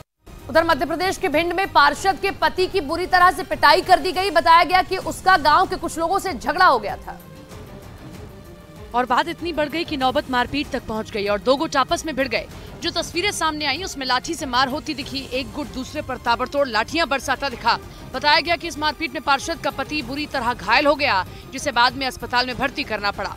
पार्षद के पति ने दावा किया कि दूसरे गुट के लोग उसे गालियां दे रहे थे और जब उसने विरोध किया तो उस पर हमला कर दिया गया। इधर उत्तर प्रदेश के फतेहपुर में लव जिहाद के एक आरोपी के घर पर बुलडोजर चला। वेलकम बैक व्यूअर्स, आप देख रहे हैं आर पार प्राइम टाइम का सबसे ज्यादा देखे जाने वाला कार्यक्रम। इस समय की बड़ी ब्रेकिंग स्टोरी है। स्मृति ईरानी ने कांग्रेस पर और राहुल गांधी पर जोरदार अटैक किया है। एक बड़ा हमला किया है स्मृति ईरानी ने। मैं आपको बता दूं, यूएस में राहुल देश विरोधियों से मिले हैं, यह कहना है स्मृति ईरानी का। सोरोस के साथियों से भी मिले हैं राहुल गांधी, यह भी कहना है स्मृति ईरानी का। इस समय की ब्रेकिंग स्टोरी है। लेकिन मैं रुक करता हूं इस समय आदिल हसन का, प्रवक्ता AIMIM का, जो काफी देर से इंतजार कर रहे हैं। आदिल जी, मैं सीधा आपके पास आता हूं। विपक्षी एकता की जो बात हो रही है, यह सिर्फ एक पंचतंत्र की या फिर कहें या फिर एक लोक लुभावनी कहानी है, या इसमें कोई आपको जोर भी दिखाई देता है? अमीश भाई, शुक्रिया कि 40 मिनट बाद आपको आदिल हसन माफी चाहता हूं उसके लिए, आप अपनी बात रखिए। 40 मिनट से आपके मोहब्बत का इंतजार कर रहे हैं। देखिए, ये इन्होंने एक कोशिश की है, विपक्ष के लोगों ने कोशिश की है, लेकिन हम उनसे सवाल कर रहे हैं कि इस देश में 20% मुसलमान है, 20% दलित है, आदिवासी कम्युनिटी है। आप 45% से ऊपर की कम्युनिटी के बिना आप कैसे, किस तरीके से आप चाहते हैं कि विपक्ष एकता हो? आप मुस्लिम लीग को नहीं बुलाते हैं, MIM को नहीं बुलाते हैं, बदरुद्दीन अजमल साहब को नहीं बुलाते हैं। जब सरकार बनानी होती है तो मुस्लिम लीग का भी दरबार में जाते हैं, MIM को भी 100 बार फोन करते हैं। YSR साहब की सरकार में मदद लिया, किरण कुमार में लिया, रोसैया में लिया। जब बदरुद्दीन अजमल को कहा, क्या तरुण गोगोई जी ने कहा था हु इज बदरुद्दीन अजमल, उसके बाद जाकर उन्हीं की मदद से सरकार भी बनाए, उनके राज्यसभा भेजा, फिर मिलकर चुनाव लड़ते हैं। आप मुस्लिम बहन जी, जो BSP एक बड़ी लीडरशिप है, दलितों की पूरे हिंदुस्तान में एक बेबाक आवाज है, उनको भी अलग रखना चाहते हैं। नीतीश जी का इतिहास ही बीजेपी रहा है, जो बीजेपी के पालना में पले बड़े हैं, और वो नीतीश जी विपक्षी एकता का कर रहे हैं। अभी उनके डिप्टी चेयरमैन अभी भी राज्यसभा में है, NDA में है। तो नीतीश जी को मोदी से बैर है, नीतीश जी को बीजेपी से बैर नहीं है। अभी भी उनका हॉटलाइन बीजेपी में चलता है। यहां पर हम पूछना चाहते हैं, आखिर मुसलमानों से इतनी दूरियां क्यों? आखिर दलितों से इतनी दूरियां को? मांझी जी को आपने हटा दिया। आप ट्राइबल कम्युनिटी के बेजू भाई बासवा साहब थे, BPP गुजरात में ट्राइबल पार्टी है, BTP भारतीय ट्राइबल पार्टी, उसको आप नहीं बुलाना चाहते। नीतीश जी क्या दिखाना चाहते? नीतीश जी पे कैसे हम भरोसा करें कि कल आप फिर से चले जाइएगा? ममता बनर्जी पर अखिलेश जी तो है साथ में, बहन जी नहीं है तो अखिलेश जी तो साथ में है। अरे भाई, तो 20% दलित कम्युनिटी की इतनी बेबाक आवाज है। कांग्रेस और बीजेपी के बाद अगर नेशनल पार्टी कोई है तो बहन जी है। वो एक बेबाक आवाज है। पूरे पार्लियामेंट में 543 लोकसभा में उनका वोट है, उनके लोग हैं। आप उनको नजरअंदाज करते हैं, आप KCR साहब को नजरअंदाज करते हैं, आप जगन जी को करते हैं, आप पटनायक साहब को करते हैं। किस विपक्षी एकता की बात करें? बीजेपी को हराना हमारा स्टैंड क्लियर है। आपने कोशिश अच्छी की है, लेकिन आपकी नीयत में खोट है। आपको नीयत साफ करना चाहिए। कल महबूबा मुफ्ती के साथ, मोहतरमा के साथ बीजेपी सरकार बनाई थी। कल फारूक अब्दुल्ला के साथ बीजेपी सरकार बनाई थी। बीजेपी का चाल चरित्र तो यही है, आपका भी तो यही चाल चरित्र है। सत्ता के लिए बीजेपी भी कही जा सकती है, सुबह 5 बजे शपथ करा सकती है। महाराज जीता जागता एग्जाम्पल है। महबूबा मुफ्ती के साथ कल सरकार बनाया, ममता बनर्जी जी के साथ सरकार बनाया। आप बतलाइए कि मुसलमानों को, दलितों को, आदिवासियों को सबसे ज्यादा जुल्म मुसलमानों पर हुआ है। ये तो आपकी लाइन है, ये आपकी लाइन है, आप इसी को नजरअंदाज कर रहे हैं। ठीक है, ये आपकी लाइन है कि जुल्म मुसलमानों पर हो रहा है। ये सच नहीं है। कल मॉब लिंचिंग हुआ, कल महाराष्ट्र में मॉब लिंचिंग हुआ। कोई मॉब लिंचिंग नहीं हुआ है, घटनाक्रम हुआ है, कोई मॉब लिंचिंग नहीं हुआ। मोनू मनेसर को, ठीक है आदिल हसन, आप देखिए, आप अपने एजेंडा पे रहिए। आपको आदिल हसन, आपने अपनी जो पॉलिटिकल बात रखी उसका जवाब मैं अलका लांबा जी से करवा देता हूँ। वो जवाब सच्चाई मैंने बोला है। अलका, सच्चाई आपने बोली है, सच बोला है, झूठ बोला, जनता पे छोड़िए ना ये अमीश जी, अलका जी, अमीश जी, आपकी चर्चा के मुताबिक डिबेट चल रही है, लेकिन अनुराग भाई की चिंता बहुत जायज थी। वो जो देख रहे थे, मुझे भी पता, जनता वही देख रही है कि आम आदमी पार्टी और कांग्रेस लड़ रही है, गठबंधन बटा हुआ है। अनुराग जी की चिंता जाहिर थी, जो मुझे भी लग रही थी शायद आम आदमी पार्टी को समझ आ जाए ये बात। दूसरी बात, मोहब्बत की दुकानें 16 नहीं तो 15 तो खुल गई है और हम एकजुट है। मुद्दा मैं फिर कहूंगी, अनुराग भाई आपको भी समझा रही हूं, जो आपको उलझा रहे थे ना परिवारवाद देश के लिए मुद्दा है ही नहीं। मुद्दा आज 100 रुपए किलो टमाटर है, दाल है, आटा है। आज मोदी जी मध्य प्रदेश में कह रहे थे हमारे राज्यों में 100 से ऊपर पेट्रोल नहीं है। वहीं पर एक वीडियो मैंने ट्वीट किया है जहां पर मध्य प्रदेश भोपाल में ही उनके बयान के बाद पेट्रोल पंप गए तो पता लगा 110 रुपए के लीटर जो है वो पेट्रोल पंपों पे डल रहा है। तो मुद्दा आज महंगाई है, मुद्दा आज बेरोजगारी। आदिल हसन की बात का जवाब अलका लांबा। स्मृति ईरानी के बयान पर आती हूं। आपने कहा स्मृति ईरानी का ब्रेकिंग, अरे आपने हमारे प्रवक्ता जो है नेता पवन खेरा जी की प्रेस कॉन्फ्रेंस क्यों नहीं दिखाई? 25,000 करोड़ का ड्रोन जो है डील अमेरिका के साथ 4 गुना दामों में की है। डायमंड देकर आए हैं अमेरिका में और यहाँ की महिलाएं 1100 रुपए का सिलेंडर उन्हें महंगाई में खरीदना पड़ रहा है, टमाटर दाल नहीं खरीद पा रहे। लेकिन अभी अलका लांबा और अनुराग भदौरिया की बात को जिस तरह से अनुराग जी ने बोला, जिस तरह से अलका जी ने बोला, ऑन अ लाइटर नोट मुझे गाना याद आ गया। बड़ा पुराना गाना है और बड़ा फेमस गाना है, आप लोगों ने सुना होगा, साथी हाथ बढ़ाना साथी रे, एक अकेला थक जाएगा मिलके हाथ बढ़ाना साथी रे। वो एक तो वो है कि पॉइंट ये है कि देखिए सुधांशु जी वही बात है। एक बड़ा हेल्दी गाना है। अरे एक सेकेंड अनुराग भाई, आप तो हर किसी में बोलते हैं। अनुराग भाई, अलका जी तो आपके बीच में नहीं बोली ना। बेरोजगारी की मार, अराजकता, ठीक है, सारी मार, लेकिन एक मार सबसे बड़ी है और वो है बीजेपी की मार, यानी बीजेपी की पॉलिटिकल मार। सुधांशु त्रिवेदी, साथी हाथ बढ़ाना साथी रे, एक अकेला थक जाएगा, सबको हाथ बढ़ाना है, निपटाना सिर्फ आपको है, यानी बीजेपी को। नहीं, एक अकेला सबको हाथ नहीं बढ़ाना है, एक दूसरे पर भी हाथ चलाना है, आगे पहुंचने से पहले एक दूसरे को निपटाना है। आपने एक फिल्मी गीत की बात कही तो मुझे भी एक गीत की पंक्ति याद आई, जो कुछ मैंने इस डिबेट में देखा। दावे तो मोहब्बत के थे और दिख गई कितनी लड़ाई। तो मुझे वो पंक्ति याद आई, तुम्ही से मोहब्बत तुम्ही से लड़ाई, अरे मार डाला दुहाई दुहाई। देश की जनता कह रही है इस मोहब्बत के नाम पे हुई लड़ाई को जब अभी से ये जिसे कहते हैं ना, अरे इब्तिदाए इश्क है, रोता है क्या, आगे आगे देखिए होता है क्या, अभी ये इसमें तो एक नहीं हो पा रहे और उसके बाद क्या सिर्फ फुटअव्वल करेंगे, ये पूरी तरह समझा जा सकता है। और मैं एक गंभीर बात कह दूं, देश की राजनीति में आज तक सिर्फ 3 बार ही गठबंधन सरकार ने अपना कार्यकाल पूरा किया है। एक बार अटल जी की सरकार, 2 बार मनमोहन सिंह जी की सरकार, और दोनों बार राष्ट्रीय दलों के नेतृत्व में ही कर पाई है। अन्यथा जब भी ये प्रयोग हुआ है कि सब मिलकर चला लेंगे, तो मुरारजी की सरकार से लेके वीपी सिंह की सरकार से लेके देवगौड़ा और गुजराल तक सब असफल रहे हैं। ये एक हकीकत है। लेकिन आप एक दूसरे का समर्थन करिए, ऑर्डिनेंस का समर्थन कर नहीं रहे हैं और इनसे पूछ रहे हैं कि इन्होंने किससे पूछ के करा। आपने एक सेकंड, ये प्रियंका कक्कड़, मैं आपसे सवाल पूछता हूं, आपने किससे पूछ के यूसीसी पे हामी भर दी, किससे पूछ के करी? हम एक पॉलिटिकल दल हैं, हमने कॉन्स्टिट्यूशन का समर्थन किया है, हमें क्यों किसी से पूछना है? हमारे पापा ही हम इनसे पूछे, पहली चीज। दूसरी, ये हैं जो पीछे से भाजपा के साथ मिले हुए हैं, इनको क्या दिक्कत है बोलने में कि कॉन्स्टिट्यूशन वायलेशन है? इनको कॉन्स्टिट्यूशन वायलेशन नहीं दिख रहा, इनकी साठगांठ है, डर इनको लगता है अरविंद केजरीवाल से। साफ बात यह है, अरविंद केजरीवाल से डर लगता है।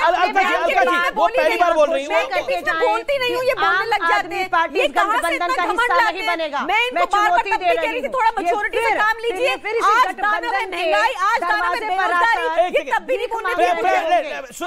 हम आपसे पूछ के डिसाइड करें यूसीसी पे अपना बयान। ये क्या समीकरण, अच्छा पहले प्रियंका कक्कड़ बोले, फिर अलका लांबा। नहीं होना चाहिए। मेरी बात मैं आपके बीच में नहीं बोली, आप मुझसे बड़ी हैं, मुझे मेरी बात रखने दीजिए। मैं आपसे पूछ के, हमारी पार्टी आपसे पूछ के एक सेकंड, अलका लांबा, आपने बोला मैं चुनौती देती हूँ, गठबंधन का हिस्सा नहीं होगी आम आदमी पार्टी, ओके बताइए। हम तो बोल ही चुके हैं, अगर कांग्रेस इसमें स्पष्ट नहीं करेगी, क्योंकि हमने भी सूत्रों के अलावा हवाले से सुना है कि राहुल गांधी जी बीजेपी के साथ एग्रीमेंट कर चुके हैं और वॉकआउट करेंगे पार्लियामेंट में। राहुल गांधी बीजेपी के साथ एग्रीमेंट करेंगे, वॉकआउट करेंगे। कैसे राहुल गांधी बीजेपी के साथ एग्रीमेंट कर चुके हैं? 10 सेकंड, अलका जी आपके बीच में नहीं बोली, 15 सेकंड का मौका दीजिए ना। जब जीएनसीटी बिल को, it is a big political debate, जब जीएनसीटी बिल को लेके आया गया पार्लियामेंट में, 17 एमपी उठ के चले गए थे कांग्रेस के, वोटिंग नहीं की। जब कांग्रेस, आप कह रहे राहुल गांधी बीजेपी के साथ है, क्योंकि वॉकआउट करेंगे। आप देखिएगा जब ये अध्यादेश लाया जाएगा, क्योंकि इनके संदीप दीक्षित जी भी यही बोले, इनके अजय माकन जी भी यही बोले, इसलिए अपना स्टैंड क्लियर कर रहे हैं। आप अपनी हैसियत में रहिए ना कि हमने इनको यही प्रॉब्लम है। आप अपने शब्दों का कहीं चयन कीजिए। कांग्रेस मोहब्बत की दुकान और आप भाजपा के इशारों पर इस गठबंधन को बीच में ये बोलने लग जाते हैं जो है मुताबिक काम इनको, फिर ये हम सब समझ रहे चाहिए ना कि दूसरे की बात भी सुनी जाए। अच्छा, आप चिंता मत करिए अनुराग जी, समाजवादी पार्टी, बाकी हम जो दल हैं एकजुट रहेंगे, 15 मजबूती से आगे बढ़ेंगे और इन्हें भी बेनकाब करेंगे। मैडम पर ये भी एक दो राज्यों में इनकी सरकार है। बेनकाब हो गए जब 370 पे आप हमें एलिगेशन लगाते हैं। आप कभी किसी को बताते नहीं कि मनमोहन सिंह सरकार ने, मनमोहन सिंह जी ने समर्थन किया था 370 का। आप झूठ प्रचार करते हैं। आप मिले हुए भाजपा के साथ और यही आप बार-बार करते हैं। बातचीत के रास्तों से फैसले करना और अध्यादेश के मामले से लोकतंत्र की हत्या करके फैसले थोपने में फर्क है। मनमोहन सिंह जी ने जब बात की थी तो लोकतांत्रिक तरीकों से बातचीत के रास्ते से उसे लागू करने की बात की थी, ना कि अलोकतांत्रिक तरीकों से, असंवैधानिक तरीकों से आप अध्यादेश से थोपने की बात करके आप अपना दोहरा चाल चरित्र लेकर घर बैठी है। इस महागठबंधन को आम आदमी पार्टी के ठगों की और महाठग की जरूरत है। अनुराग भाई, आप समझ रहे हैं समाजवादी पार्टी को लेकर तेलंगाना गए थे, ये भाजपा के कहने पर तेलंगाना गए थे। अनुराग जी की पार्टी समाजवादी को भी लेकर, टीएमसी को भी लेकर थर्ड फ्रंट बनाना चाह रहे थे, जो उन्हें हुआ कर अरविंद केजरीवाल भी ये लग रहा था कि वो प्रधानमंत्री के उम्मीदवार चेहरे बन सकते हैं। अरे आप अध्यादेश में रुके हुए हैं, वो कह रहे, वो एक second audio, all audios down, PCR all audios down, all audios down, all audios down, all audios down. आप अध्यादेश में अटके पड़े हैं। वो कह रहे हैं, चुनौती दे रहे हैं कि आप गठबंधन का पार्ट नहीं होंगे। Point number 1। पॉइंट नंबर 2, आप बार बार कह रहे हैं कि देखिए हम ये आप दीजिए, समर्थन दीजिए। वो कह रहे हैं हम फैसला ले लेंगे जब हमें लेना है।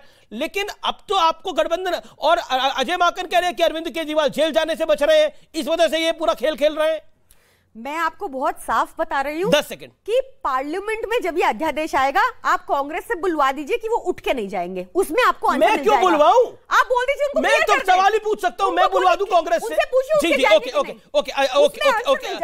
ओके। अलका लांबा वो कह रहे हैं कि आपको आम आदमी पार्टी ने स्पष्ट रूप से जो बातें बोली वो आपने सुनी। आपका जवाब 40 सेकंड, 40 सेकंड, गिन के 40 सेकंड। मुझे 10 सेकंड, उनको 40। मैं वही आम आदमी पार्टी और इनको चुनौती दे रही हूं। अगर इन्हें महसूस होता है कि राहुल गांधी कांग्रेस भाजपा से मिले हुए हैं तो किसी हाल में भी इन्हें हिमाचल में दूसरे गठबंधन की मीटिंग में नहीं आना चाहिए। समाजवादी के प्रवक्ता को भी मैं कहूंगी, अपने नेताओं को समझा दीजिएगा। आम आदमी पार्टी इस गठबंधन को कमजोर, टूटते होते इस विवाद में दिखाना चाहती है। इन्हें कामयाब मत होने दीजिएगा। -1 करिए। आप और हम सब मोहब्बत की 15 दुकानें खोलेंगे और 140 करोड़ लोगों को बेरोजगारी, महंगाई, अराजकता, 2 राज्यों में इनकी दुकान भी है। हम इन्हें महाठगों की जरूरत नहीं है, जो बिल्कुल भाजपा से कम और इस गठबंधन को कमजोर होते हुए ज्यादा दिखा रहे हैं, ज्यादा दिखा रहे हैं। पहले दिन से इनकी बयानबाजी हो रही है, हम बिहार नहीं जाएंगे, हम हिमाचल नहीं जाएंगे। पार्लियामेंट का सत्र हो ही नहीं रहा है। जब होगा हमारा क्या स्टैंड है, हम ले लेंगे। लेकिन आप ये कहेंगे कि हम भाजपा से मिले हुए हैं, तो मैं कहती हूँ कि किसी से नहीं छुपा और बिल्कुल भाजपा में आज जो टॉप लेवल के ठग हैं वो सारे कांग्रेस से आए हैं। कोई नया नहीं है भाजपा में, सारे कांग्रेस। अलका जी, अब आपकी बात को 40 सेकंड, 50 सेकंड आपने बोला, ओके 15 सेकंड। यही प्रॉब्लम है। कर्नाटका में इन्होंने गारंटी वर्ड भी कॉपी कर लिया, कर्नाटका में इन्होंने हमारे प्रोमिसेस भी कॉपी कर लिए और एक जगह जीत गए हैं तो इनको लगता है कि ये सब बहुत इनमें अहंकार आ गया है।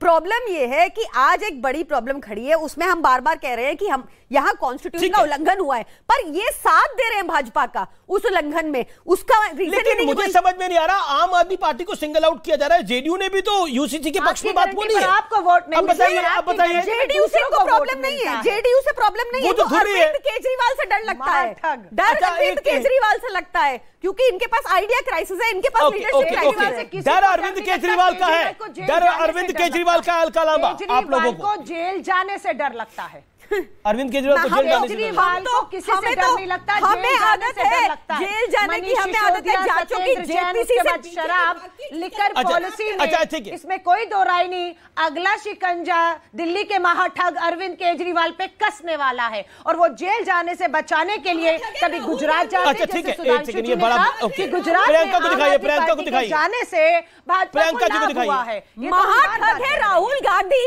जिन्होंने बीजेपी के साथ गठबंधन कर लिया है पीछे से। तभी आप जाएंगे बाहर, किलोमीटर चलते हैं, भारत जोड़ो यात्रा करते हैं। एक बार चलिए तो आपको लग रहा है कि नंबर 1 यात्रा कहां गई? पूरे देश के नक्शे पर दो बार डुबा चुका है आपको अलका जी। और राहुल जी की दूसरों के लिए बोलते हैं तो खुद के लिए भारत जोड़ो यात्रा कन्याकुमारी से कश्मीर तक लेकिन अरविंद जी पर आरोप सिद्धोंगे तो होगा, लेकिन सुधांशु दिल्ली में है आपको। अच्छा ठीक है, एक सेकेंड अनुराग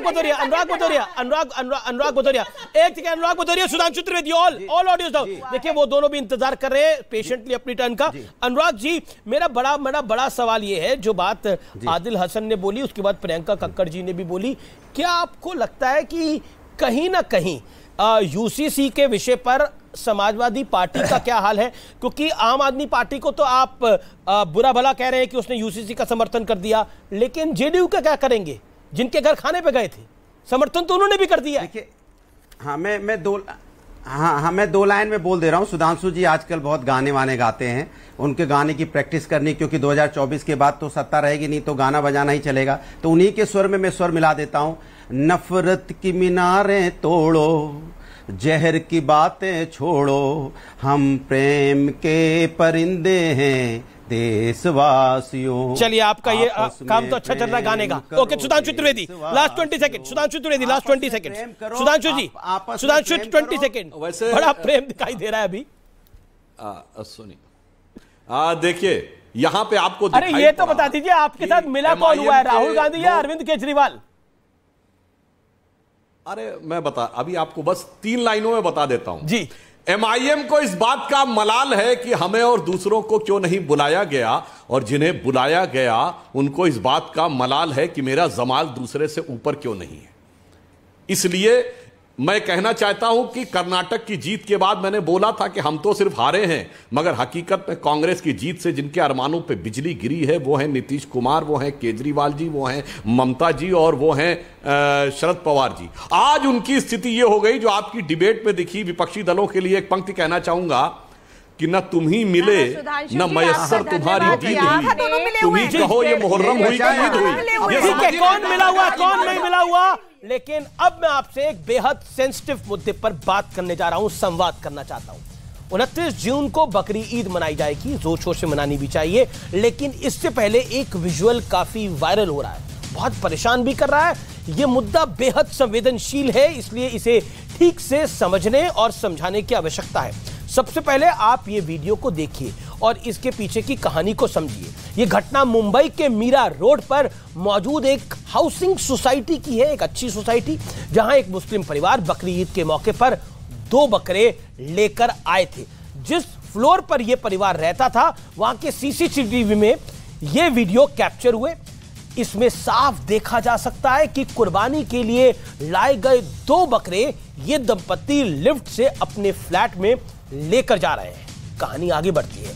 सोसाइटी में कुर्बानी के बकरे आने की खबर मिलते ही सोसाइटी में हंगामा खड़ा हो जाता है, जमकर विरोध प्रदर्शन होता है। सोसाइटी के आरडब्ल्यूए का दावा है कि पेट्स के अलावा दूसरे किसी तरह के जानवर को अंदर ना लाने का नियम है, यानी मवेशी नहीं ला सकते, गाय बकरी बकरे ये नहीं ला सकते। हंगामा बढ़ा तो पुलिस पहुंची और मामला शांत कराया।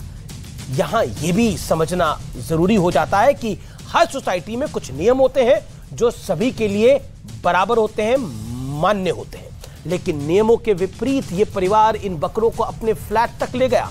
क्या इस परिवार को ऐसा करना जरूरी था? भारत डाइवर्सिटी वाला देश है, इसलिए सभी की भावनाओं का ख्याल रखना बेहद आवश्यक हो जाता है। कुर्बानी की रस्म ऐसी हो जिससे किसी की भावनाएं आहत ना हो, और बात सिर्फ भावनाएं आहत होने तक नहीं है, बात हाइजीन की भी है, सफाई की भी है। कुर्बानी अगर रेजिडेंशियल एरिया में होगी तो क्या गंदगी, बहता खून और हवा में बदबू बीमारियों को न्योता नहीं देगी?